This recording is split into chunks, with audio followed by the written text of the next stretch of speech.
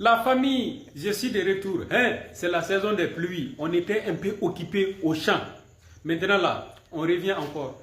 Et aujourd'hui là, nous allons parler des sanctions américaines là contre la CPI, la Cour pénale internationale.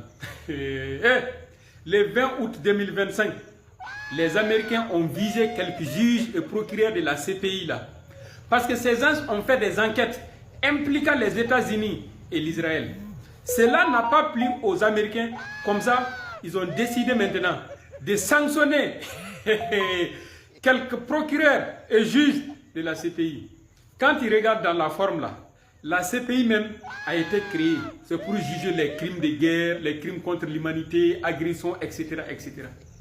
Mais ce sont seulement les pays africains qui ont été alors jugés.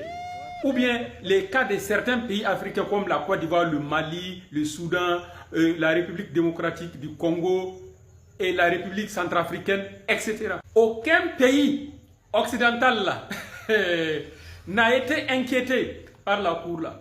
Aucun dirigeant là n'a été traîné en prison par la CPI là, comme ils ont fait avec les Africains là. À la question de savoir si la Cour pénale internationale est un instrument politique là, oui, c'est un instrument politique utilisé par les puissances là pour leurs intérêts en Afrique. À la question de savoir aussi si cette Cour est indépendante, elle n'est pas indépendante, est un instrument des alliés là pour faire leurs affaires là en Afrique. La Cour pénale internationale là a été créée par les puissances occidentales là pour gérer leurs intérêts en Afrique.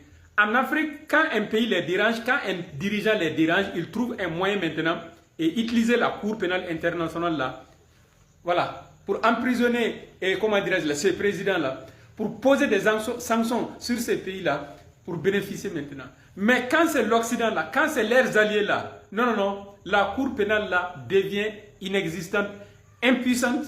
Les Africains là, le mieux pour nous, c'est de nous débarrasser de cette cour pourrie là. Et voir selon nous, nos réalités, là, mettre en place une cour africaine là, qui va s'occuper de nos cas et pour notre développement.